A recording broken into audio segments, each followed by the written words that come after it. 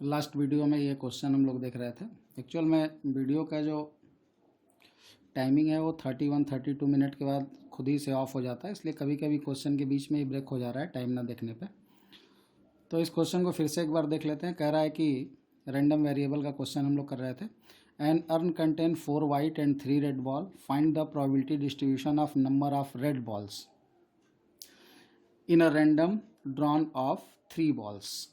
कह रहा है कि एक अर्न है, उसके अंदर 4 वाइट और 3 रेड बॉल है। ठीक है, तो 4 वाइट और 3 रेड बॉल अगर उसके अंदर हैं और हमें प्रोबेबिलिटी डिस्ट्रीब्यूशन निकालनी है नंबर ऑफ रेड की।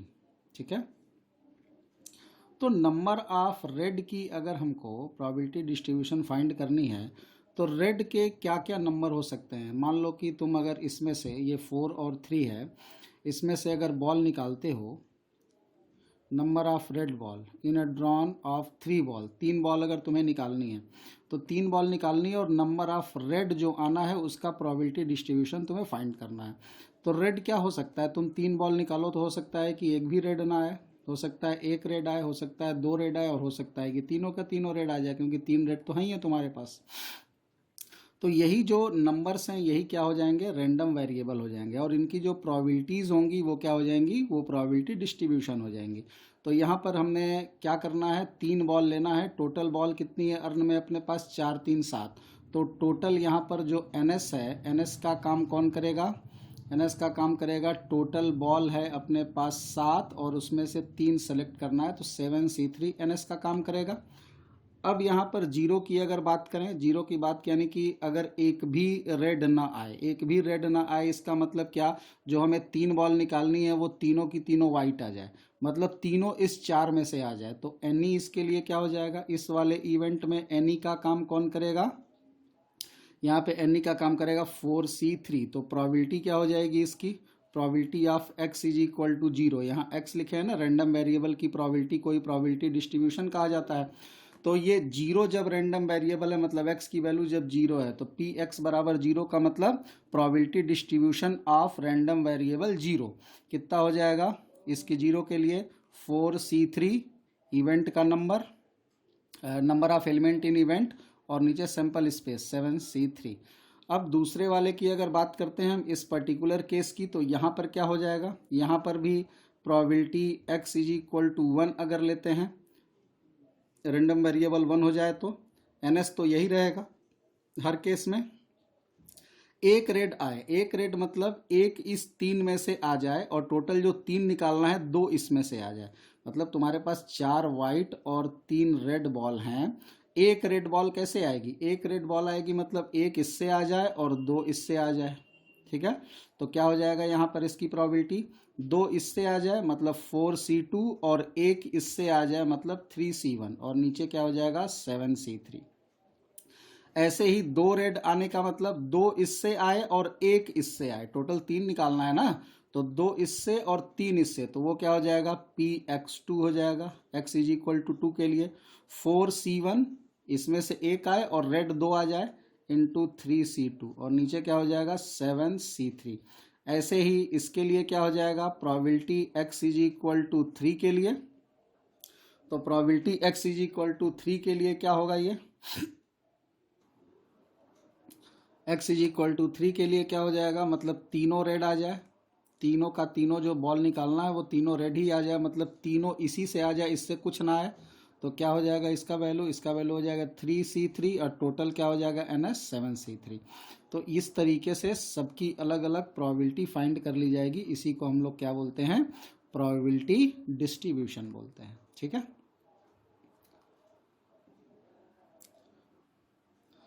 अब थोड़ी सी बात करते हैं मीन और वेरिएंस की। Mean and variance of random variable. Mean and variance of random variable बोले इसका भी वही मतलब होगा और प्रोबेबिलिटी डिस्ट्रीब्यूशन बोले इसका भी वही मतलब होगा। रैंडम वेरिएबल का मीन या वेरिएंस या प्रोबेबिलिटी डिस्ट्रीब्यूशन का मीन या वेरिएंस, दोनों का मतलब एक ही है। ठीक है, अब यहाँ पे क्या कहना चाह रहा है, मीन में क्या करेंगे और वेरिएंस में हम लोग क्या करेंगे। अगर हमसे कभी बोले कि रैंडम वेरिएबल या प्रोबेबिलिटी डिस्ट्रीब्यूशन का मीन निकालो और वेरिएंस निकालो, तो मीन किसको कहेंगे और वेरिएंस किसको कहेंगे वो देखो। अगर मान लो x रैंडम वेरिएबल है और p इसका प्रोबेबिलिटी डिस्ट्रीब्यूशन है, ठीक है। x रैंडम वेरिएबल के अंदर जो एलिमेंट हैं वो x1 है, x2 है, x3 हैं, x4 हैं और ऐसे ही xn, ये रैंडम वेरिएबल है। इसकी प्रोबेबिलिटी p1 है, इसकी प्रोबेबिलिटी p2 है। जैसे अभी हम लोग रैंडम वेरिएबल की प्रोबेबिलिटी निकाल रहे थे जिसको प्रोबेबिलिटी डिस्ट्रीब्यूशन बोल रहे थे px, ये मान लो p3 है, ये मान लो p4 है और इसी तरह से ये मान लो pn है, ठीक है। अगर ये एक चार्ट है किसी भी रैंडम वेरिएबल या प्रोबेबिलिटी डिस्ट्रीब्यूशन का, देन इट्स मीन, इसका जो मीन होगा डिनोट किया जाता है x बार से, ठीक है। Mean is also called expectation और एक्सपेक्टेड वैल्यू। मीन का और भी नाम है, क्या क्या नाम है। मीन को हम लोग एक्सपेक्टेशन भी बोलते हैं, मैथमेटिकल एक्सपेक्टेशन या एक्सपेक्टेड वैल्यू। एक्सपेक्टेड वैल्यू बोलेगा तो भी उसका मतलब मीन ही निकालना है, एक्सपेक्टेशन बोलेगा तो भी उसका मतलब हमको मीन ही निकालना है। और इसको डिनोट किससे करते हैं, also denoted by E x. Mean को हम लोग ई एक्स से भी डिनोट करते हैं। ई एक्स बोलेगा इसका भी मतलब मीन निकालना है और एक्स बार बोलेगा इसका भी मतलब मीन निकालना है। अब ये मीन निकालते कैसे हैं, ये अगर मान लो रैंडम वेरिएबल या प्रोबेबिलिटी डिस्ट्रीब्यूशन का एक चार्ट है और हमें इसका क्या फाइंड करना है, मीन फाइंड करना है, and mean is defined as. Mean defined कैसे होगा, मीन या expected value is equal to, ये बराबर किसके होता है, इनके करेस्पॉन्डिंग जो वैल्यूज हैं, मतलब रैंडम वेरिएबल और प्रोबेबिलिटी डिस्ट्रीब्यूशन, ये जो करेस्पॉन्डिंग है, मतलब x1 का p1 है, x2 का p2 है, x3 का p3 है, x4 का p4 है, xn का pn है, इन सबको आपस में मल्टीप्लाई करके कॉन्टिन्यूअस प्रोडक्ट का समेशन निकाल दिया जाता है। मतलब p1 x1 plus p2 x2 plus p3 x3 plus up to pn xn, सबको मल्टीप्लाई करके करेस्पॉन्डिंग वाले को और ऐड कर देते हैं, तो इसका जो रिजल्ट आता है वही रिजल्ट क्या कहलाता है, मीन ऑफ रैंडम वेरिएबल या expected value of random variable या प्रोबेबिलिटी डिस्ट्रीब्यूशन का मीन या प्रोबेबिलिटी डिस्ट्रीब्यूशन का एक्सपेक्टेशन या एक्सपेक्टेड वैल्यू। मतलब मीन आपसे रैंडम वेरिएबल बोले या प्रोबेबिलिटी डिस्ट्रीब्यूशन बोले, दोनों का मतलब यही होगा। और इसको डिनोट ऐसे भी करते हैं, summation P I X I is equal to 1 to n। Simplest form में इस पूरे समेशन को लिख सकते हैं। मतलब यहाँ पर i की वैल्यू 1 रखनी है तो ये p1 x1 हो जाएगा, फिर समेशन मतलब प्लस कर देना है। फिर i की वैल्यू 2 रखनी है तो ये p2 x2 हो जाएगा, फिर प्लस, फिर p3 x3, फिर प्लस, और कहाँ तक जाना है, n तक जाना है। ऊपर वाला जो है तो नीचे लोअर लिमिट होती है, ऊपर अपर लिमिट होती है समेशन की। समेशन वगैरह के बारे में हम लोग डिटेल में काफ़ी पढ़े हुए हैं। तो ये फार्मूला हम लोग के पास आ गया मीन का, इस फार्मूले को ध्यान में रखिएगा। तो इसी मेथड से हम लोग किसी भी रैंडम वेरिएबल या प्रोबेबिलिटी डिस्ट्रीब्यूशन के चार्ट का मीन फाइंड कर सकते हैं। अब वेरिएंस कैसे फाइंड करते हैं वो एक बार देख लेते हैं। वेरिएंस देखते हैं, वेरिएंस क्या होगा, वेरिएंस ऑफ रैंडम वेरिएबल या प्रोबेबिलिटी डिस्ट्रीब्यूशन, इसको डिनोट करते हैं VARX, एक्स यानी रैंडम वेरिएबल, रैंडम वेरिएबल का वेरिएंस। और इसकी जो वैल्यू होती है वो किसके बराबर होती है, summation i is equal to 1 to n PIXI का square minus summation P I X I 1 से लेकर n तक है, इसका होल स्क्वायर।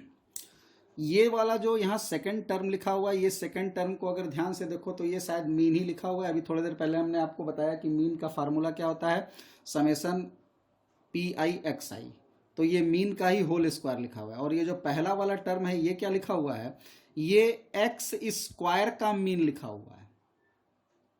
यहाँ पर पी आई, पी में स्क्वायर नहीं लगा हुआ है, प्रोबेबिलिटी में स्क्वायर नहीं लगा हुआ है, एक्स में स्क्वायर लगा हुआ है, ठीक है। यानी कि आपके पास जो भी चार्ट रहेगा, आप क्या करोगे इसमें, सबसे पहला काम, जैसे मान लो आपको x देगा, आपको px देगा या निकालना होगा। मान लो x की वैल्यू कितनी है, x1 है, x2 है, x3 है, इस तरह से xn है। प्रोबेबिलिटी ऑफ x1 आप निकाल सकते हो, p1 मान लो ये p2 है, ये मान लो p3 और ये मान लो pn है, ये तो आप खुद से निकाल सकते हो। यहाँ पर आपको पहले मीन निकालना पड़ेगा, मतलब, और साथ में पी आई एक्स आई, तो यहाँ पर आपको x का स्क्वायर फाइंड करना पड़ेगा। चार्ट इस तरह से बनाएंगे जैसे स्टैटिक्स के क्वेश्चंस किया करते थे 9th-10th में, उसी तरीके से यहाँ पर चार्ट बना करके क्वेश्चन करेंगे। तो x का स्क्वायर कितना हो जाएगा, x1 का स्क्वायर, x2 का स्क्वायर, x3 का स्क्वायर और ऐसे ही xn का स्क्वायर। अब इस पी आई में एक्स आई का मल्टीप्लाई करेंगे, ठीक है, इस पी में इस एक्स स्क्वायर का मल्टीप्लाई करेंगे, तो हमको यहाँ जो वैल्यू मिलेगी वो क्या मिलेगी, पी एक्स स्क्वायर मिलेगी, ठीक है। तो पहली वैल्यू क्या हो जाएगी, p1 x1 स्क्वायर, दूसरी वैल्यू हो जाएगी p2 x2 स्क्वायर, तीसरी वैल्यू हो जाएगी p3 x3 का स्क्वायर और ऐसे ही यहाँ मिलेगा pn xn का स्क्वायर। अब इन सबको आपस में अगर ऐड कर दिया जाएगा तो यही होता है क्या, summation i is equal to 1 to n P I X I का स्क्वायर। ये पहला वाला टर्म हमको यहाँ पर मिल गया। दूसरा वाला टर्म कैसे मिलेगा, दूसरे वाले टर्म को कैसे फाइंड करेंगे, तो दूसरे टर्म में तो सीधे p और x का प्रोडक्ट है, p यहाँ पर अपने पास है, x यहाँ पर अपने पास है, तो सीधे हम यहाँ पर क्या फाइंड कर लेंगे, px फाइंड कर लेंगे। px तो हम बिना स्क्वायर निकाले भी शुरू में ही फाइंड कर सकते थे। तो यहाँ पर क्या मिलेगा, p1 x1, फिर यहाँ मिलेगा p2 x2, फिर यहाँ मिलेगा p3 x3, जैसे मीन निकालते थे, यहाँ हो जाएगा pn xn, ये मीन ही लिखा हुआ है यहाँ पर। तो इसको अगर हम सम करेंगे तो यहाँ पर हमको क्या वैल्यू मिलेगी, समेसन पी आई एक्स आई, ठीक है, i बराबर 1 से लेकर n तक।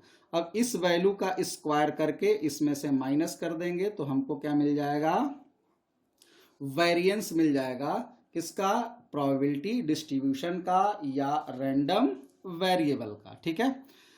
उसके बाद एक नाम यहाँ पर आता है, फार्मूला ध्यान में रखिएगा, ये आपके वेरिएंस का यहाँ पे फार्मूला हमने लिख दिया है, फार्मूला याद रखिएगा, स्टैटिक्स का टॉपिक है, इससे जेईई एडवांस में क्वेश्चन नहीं आता है, मेंस में क्वेश्चन आया हुआ है, बोर्ड एग्जामिनेशन में भी इससे क्वेश्चन आता है। यहाँ एक चीज और ध्यान में रखो, वो है स्टैंडर्ड डेविएशन, नीचे बता देते हैं, सिंपल सी चीज है, छोटी सी चीज है, स्टैंडर्ड डेविएशन। स्टैंडर्ड डेविएशन को SD से डिनोट करते हैं, इसको स्मॉल सिग्मा, ये सिग्मा है, छोटा सिग्मा, ठीक है, स्मॉल सिग्मा से डिनोट किया जाता है। Standard deviation is equal to होता है under root variance of x, ठीक है, ये स्टैंडर्ड डेविएशन का फार्मूला है। स्टैंडर्ड डेविएशन को स्टैटिकली डिफाइन कैसे किया जाता है, standard deviation is the positive square root of variance, ठीक है, स्टैंडर्ड डेविएशन वेरिएंस का पॉजिटिव स्क्वायर रूट होता है, ठीक है, यानी प्लस वाली वैल्यू यहाँ पे लेते हैं, पॉजिटिव वैल्यू लेते हैं, इसी को क्या बोलते हैं, स्टैंडर्ड डेविएशन। अब इन सभी फार्मूलों को ध्यान में रखिएगा और क्वेश्चन में अप्लाई करिएगा तो क्वेश्चन सॉल्व होते जाएंगे। जैसे कुछ क्वेश्चंस हम यहाँ पे करके दिखाते हैं ताकि फार्मूला कैसे अप्लाई करना है आपको समझ में आ जाए। एग्जाम्पल देखो, यहाँ पे एक क्वेश्चन लिखा हुआ है कि find the mean, variance and standard deviation, तीनों में हम एक साथ क्वेश्चन यहाँ पे लिख दिए।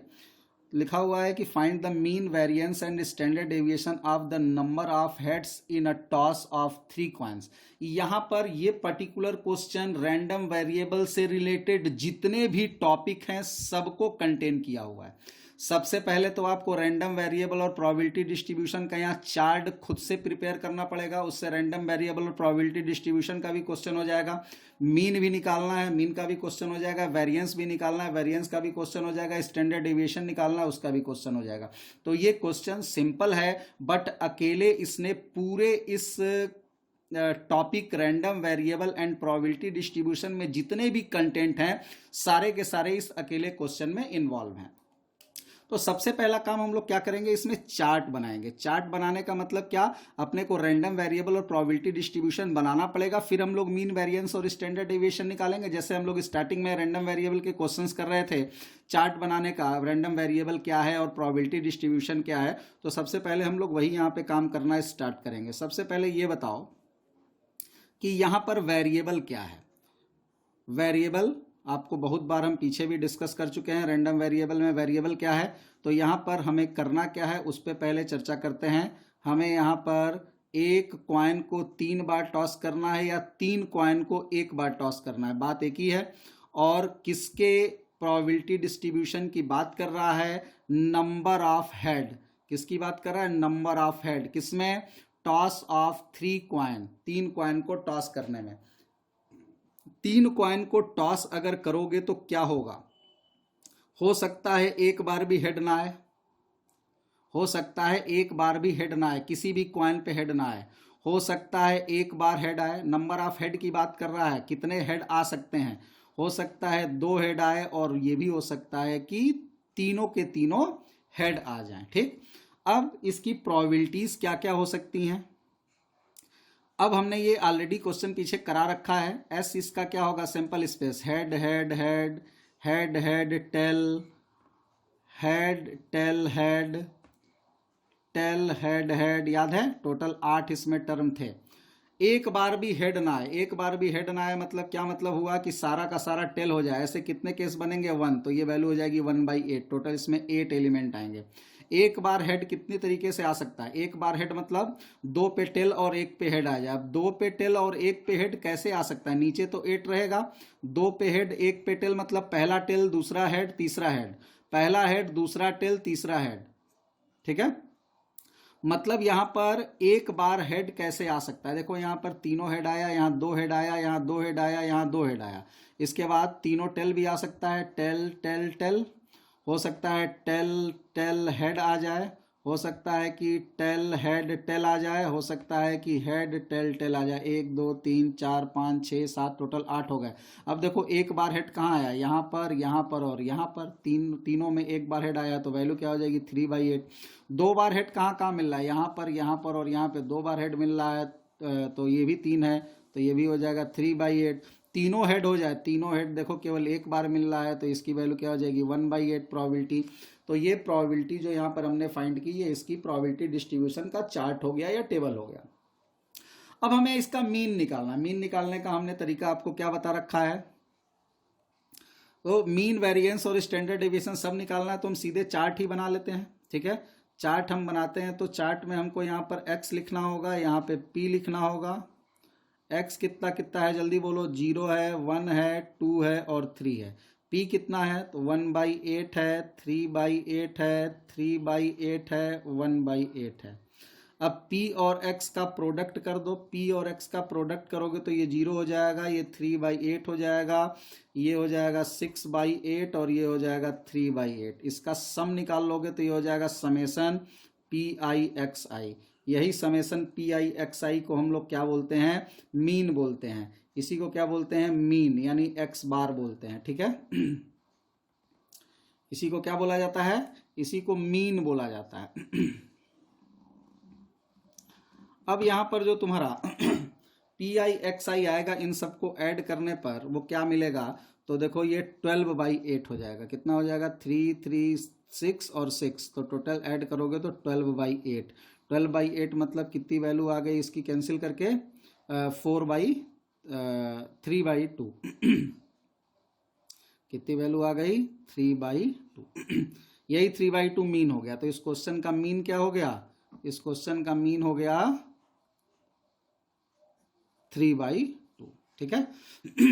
अब वेरिएंस कैसे निकालते हैं, तो वेरिएंस निकालने के लिए हमने पीछे फार्मूला बता रखा है कि वेरिएंस में हमको ये पी एक्स की तो जरूरत पड़ेगी ही पड़ेगी, इसकी जरूरत तो पड़ेगी ही पड़ेगी, साथ ही साथ हमको एक्स स्क्वायर में पी का मल्टीप्लाई भी करना पड़ेगा। तो पहले एक्स स्क्वायर निकाल लेते हैं।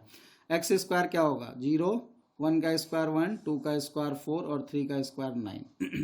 अब p और एक्स स्क्वायर को मल्टीप्लाई करते हैं। वेरिएंस के फार्मूले में p इंटू एक्स स्क्वायर होता है, तो ये मल्टीप्लाई करेंगे p एक्स स्क्वायर आएगा। इनका मल्टीप्लिकेशन करने पे क्या मिलेगा, p में एक्स स्क्वायर का 0, इस p में इस एक्स स्क्वायर का तो 3/8, इस p में इस एक्स स्क्वायर का करोगे तो कितना हो जाएगा 12/8, इस p में इस एक्स स्क्वायर का करोगे तो 9/8। अब इसी पी एक्स स्क्वायर को अगर ऐड कर दोगे तो तुमको वैल्यू मिलेगी summation P I X I का स्क्वायर। इसको जोड़ दोगे तो ये कितना हो जाएगा, 9, 10, 11, 12, 12, 12, 24, 24/8। 24/8 मतलब वैल्यू कितनी आ जाएगी यहाँ पे 3 आ जाएगी। ठीक। वेरिएंस होता क्या है, हमने निकाल के बताया अभी फार्मूला। वेरिएंस होता है summation P I X I का square minus summation P I X I का होल स्क्वायर। ठीक है।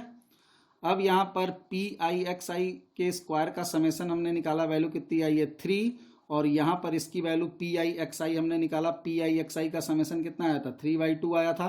तो यहाँ पे लिखेंगे 3/2 का होल स्क्वायर, तो वैल्यू हो जाएगी 3 - 9/4, और ये कितना हो जाएगा 12 3/4।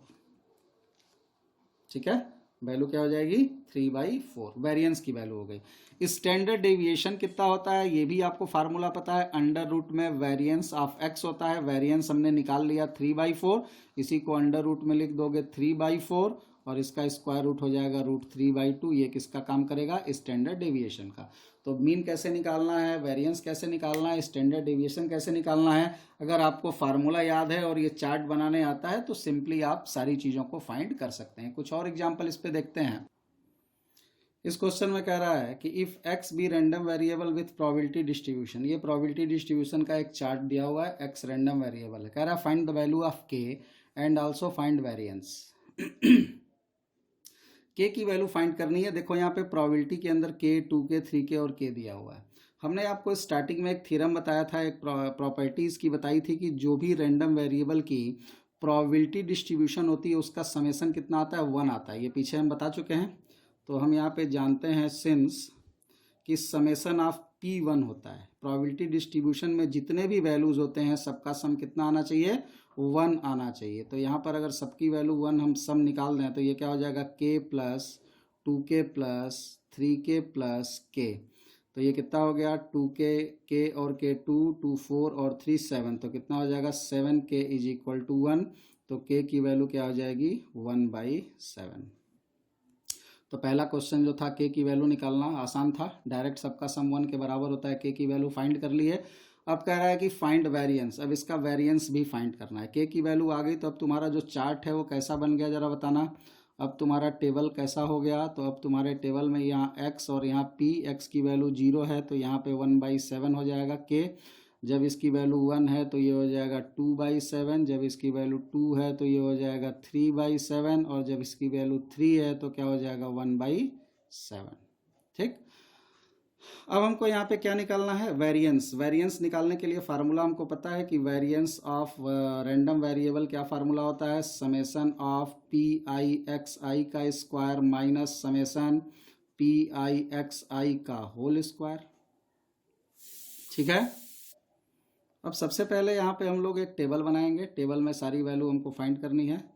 तो सबसे पहले हम लोग यहाँ पे टेबल बनाएंगे x, फिर एक टेबल बनाएंगे p, फिर एक टेबल बनाएंगे एक्स स्क्वायर।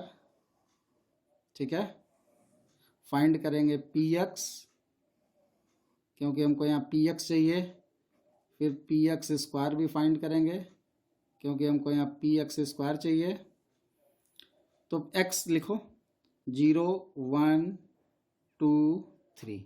ठीक है। p कितना हो जाएगा 1/7, 2/7, 3/7, 1/7।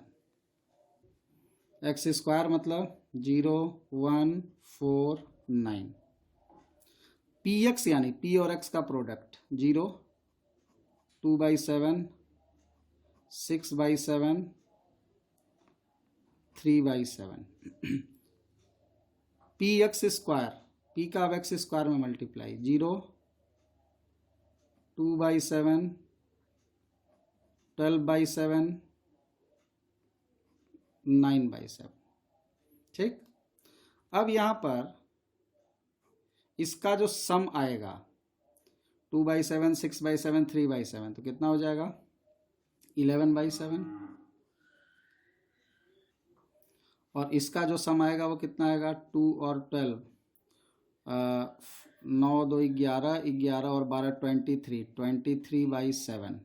यहाँ पर ये 11/7 किसको इंडिकेट करेगा, समेसन पी आई एक्स आई को, और ये किसको रिप्रेजेंट करेगा, पी आई एक्स आई के स्क्वायर को। ठीक है, अब फार्मूले में दो वैल्यू रख देते हैं वेरिएंस वाले फार्मूले में। तो variance of x is equal to, क्या फार्मूला है, पी आई एक्स आई के स्क्वायर का समेसन, मतलब 23/7 minus P I X I यानी 11/7, 11/7 का क्या हो जाएगा यहाँ पर होल स्क्वायर। अब ये हो जाएगा 23/7 माइनस 121/49। सॉल्व कर लेंगे, यही तुम्हारा क्या आ जाएगा, variance of this probability distribution आ जाएगा। ये क्वेश्चन देखते हैं। A random variable x has the following probability distribution. PD मतलब हमने प्रोबेबिलिटी डिस्ट्रीब्यूशन, और आरबी मतलब रैंडम वेरिएबल। एक रैंडम वेरिएबल x का प्रोबेबिलिटी डिस्ट्रीब्यूशन यहाँ दिया हुआ है, इसको जोड़ के देख लेना, सबका सम 1 आ रहा होगा। तो यहाँ पे रैंडम वेरिएबल है 1 2 3 4 5 6 7 8 और प्रोबेबिलिटी डिस्ट्रीब्यूशन है 0.15, 0.23, 0.12, 0.10, 0.20, 0.08, 0.07, 0.05। क्वेश्चन में कह रहा है कि फॉर इवेंट्स, ये इवेंट्स यहाँ पर दिए गए हैं। ई इवेंट का क्या मीनिंग है, ई इवेंट का मीनिंग है x is prime, x is prime है इवेंट ई। अब कहाँ कहाँ पे एक्स प्राइम है, तो 2 प्राइम होता है, 3 प्राइम होता है, 5 प्राइम होता है, और यहाँ पे 7 प्राइम होता है। मतलब इसमें जितने हैं उसमें प्राइम। तो ई किसको रिप्रेजेंट कर रहा है, ई 2 को, 3 को, 5 और 7 को रिप्रेजेंट कर रहा है। ठीक है, तो यहाँ पर अगर हम ई की बात करें एक्स प्राइम, तो यहाँ पर अगर हमसे पूछा जाए कि पीई कितना होगा, पीई, तो प्राइम के लिए यहाँ पर प्रोबेबिलिटी, तो प्राइम के लिए प्रोबेबिलिटी कौन कौन सी हो गई, तो यहाँ पर हम लिखेंगे पी एक्स बराबर 2 प्लस पी एक्स बराबर 3 प्लस पी एक्स बराबर 5 प्लस पी एक्स बराबर 7। इन सभी को अगर ऐड कर दिया जाएगा तो प्रोबेबिलिटी ऑफ प्राइम का रिजल्ट आ जाएगा। इसी तरीके से निकाला जाता है। यहां तो total probability distribution P x दिया हुआ है, लेकिन इस क्वेश्चन में बोल रहा है कि हमें केवल प्राइम वाला ही प्रोबेबिलिटी निकालना है। तो जितने प्राइम है उनको सब एक साथ ऐड कर लो तो टोटल प्राइम वाला आ जाएगा। तो यहाँ पर पी की वैल्यू कितनी हो जाएगी, सबका समेशन, ध्यान रखना, यहाँ सबको जोड़ देंगे, यहाँ कोई दिमाग नहीं लगाएंगे। यहाँ पी बोला तो मतलब ई को जो इस इवेंट को फुलफिल कर रहा है उसका टोटल वो पी हो जाएगा। तो सबको ऐड कर देंगे तो कितना रिजल्ट आ जाएगा जरा बताना। सबको ऐड अगर यहाँ कर देंगे तो x बराबर 2 की प्रोबेबिलिटी है 0.23, x बराबर 3 की प्रोबेबिलिटी 0.12, x बराबर 5 की प्रोबेबिलिटी 0.20, x बराबर 7 की प्रोबेबिलिटी 0.07। सबको ऐड कर लो तो कितना हो जाएगा, 3 और 7 10 और 2 12, 2 हो गया, और 1 बचा तो 3 1 4 5 6, तो 6, तो कितना आ गया 0.62। कैलकुलेशन एक बार करके खुद से देख लेना। अब f का क्या मतलब है, f एक इवेंट है, f इवेंट है x लेस देन 4, ये हम बताए थे लास्ट वीडियो में, ध्यान दो। x लेस देन 4 के लिए आपको प्रोबेबिलिटी चाहिए, x लेस देन 4 मतलब 4 से छोटे के लिए, तो 1 2 3 वाले को जोड़ देंगे तो 4 से छोटा आ जाएगा। तो यहाँ पर जो pf होगा इसका मतलब क्या होगा, x बराबर 1 प्लस प्रोबेबिलिटी x बराबर 2 प्लस प्रोबेबिलिटी x बराबर 3, मतलब 4 से छोटे जितने रैंडम वेरिएबल हैं उन सबका प्रोबेबिलिटी आपस में ऐड कर देंगे तो हमको p ऑफ f मिल जाएगा। अब इन सबको ऐड करोगे तो क्या मिलेगा, 0.23, सॉरी 1 के लिए ना, 0.15 प्लस 0.23 प्लस 0.12, अगर सबको ऐड कर देंगे तो 5 3 8 2 10 0 हो गया, और एक यहाँ पे बचा 2 2 4 1 5, तो 0.50 आ गया इसका। अब यहाँ पे क्वेश्चन में क्या कह रहा है वो देखो, यहाँ फाइंड क्या करना है अपने को, फाइंड करना है प्रोबेबिलिटी E यूनियन F। अब हम जानते हैं कि प्रोबेबिलिटी E यूनियन F का फार्मूला होता है probability of E plus probability of F minus probability of E intersection F। ठीक है, प्रोबेबिलिटी ऑफ E अपने पास आ चुका है, ऊपर हमने यहाँ निकाल रखा है 0.62। प्रोबेबिलिटी ऑफ F अपने पास आ चुका है, हमने यहाँ निकाल रखा है।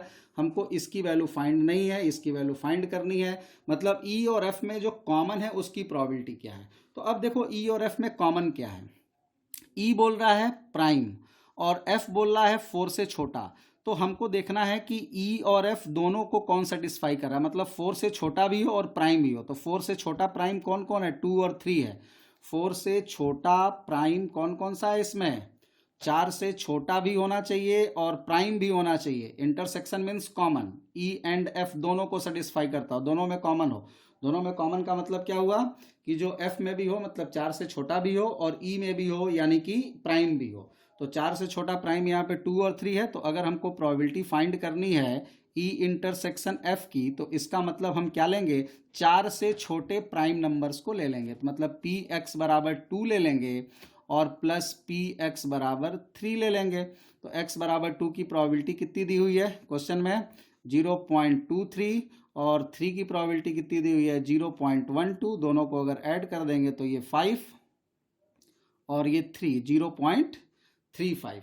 तो इसकी भी वैल्यू आ गई अब अपने पास 0.35। अब हमको अगर इसकी प्रोबेबिलिटी फाइंड करनी है तो केवल वैल्यू चिपकाते चले जाओ। इसकी वैल्यू हो जाएगी 0.62, इसकी वैल्यू हो जाएगी 0.50 और इसकी वैल्यू हो जाएगी माइनस 0.35। कैलकुलेट कर लेंगे तो ये कितना हो जाएगा आंसर। ठीक है, तो इस तरीके से जितने भी प्रोबेबिलिटी डिस्ट्रीब्यूशन के क्वेश्चन आपको एनसीईआरटी में मिलते हैं, जितने भी प्रोबेबिलिटी डिस्ट्रीब्यूशन के क्वेश्चन और रैंडम वेरिएबल के क्वेश्चन जेईई मेंस के पेपर में मिलते हैं, एडवांस में चूंकि ये टॉपिक नहीं आता है, पहले भी हम बोल चुके हैं, तो उन सारे क्वेश्चंस को कलेक्ट करके सॉल्व कर जाइए।